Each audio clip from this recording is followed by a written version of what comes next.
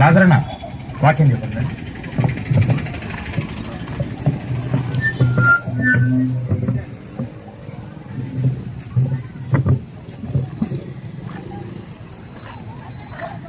దేవుడు లోకమును ఎంతో ప్రేమించెను, అద్వితీయ కుమారునిగా పుట్టిన వాని యందు విశ్వాసముంచు ప్రతివాడును నశింపక నిత్యజీవితమునట్లు ఆయనను అనగా ప్రభు యేసుక్రీస్తును అనుగ్రహించాను.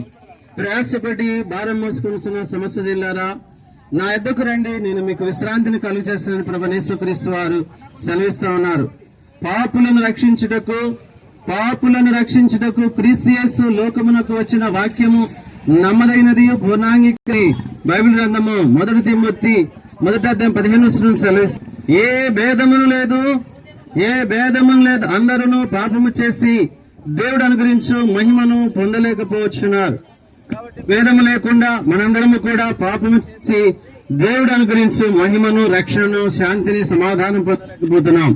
అయితే పాపులను రక్షించడానికి, పాపమును చెడిపించడానికి యేసుక్రీస్తు ప్రభువారు 2025 సంవత్సరాల పూర్వమే ఈ లోకానికి వచ్చినాడు ప్రియులారా. కాబట్టి యేసు రక్తము ప్రతి పాపము నుండి మనల్ని కడిగి పవిత్రపరచని బైబిల్ గ్రంథం సెలవిస్తా ఉంది. కాబట్టి ఆ రీతిగా యేసుక్రీస్తు ప్రభు ఈ లోకంలో మనందరి కొరకు, సర్వ మానవాళి కొరకు వచ్చినాడు. అందుకని ప్రయాసపడి భారం మోసుకొనిచున్న సమస్త జనులారా అని అంటున్నాడు. దేశం ఒక కులం, ఒక మతం కాదు, సమస్త జనులారా అంటున్నాడు. కాబట్టి మరి యేసుక్రీస్తు ప్రభువారు ప్రేమాస్వరూపి, ఎంత ఘోర పాపినైనా దేవుడు ప్రేమిస్తాడు. సిలువలో కుడివైపునున్న ఆ వ్యక్తిని ప్రేమించాడు. నేడు నీవు నాతో కూడా పరదేశంలో ఉంటావని చెప్పినాడు.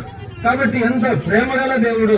కాబట్టి ప్రేమను పెట్టి మన కొరకు అర్పించినాడు, రక్తము చెందించినాడు. రక్తము చెందించకుండా పాప క్షమాపణ లేదు.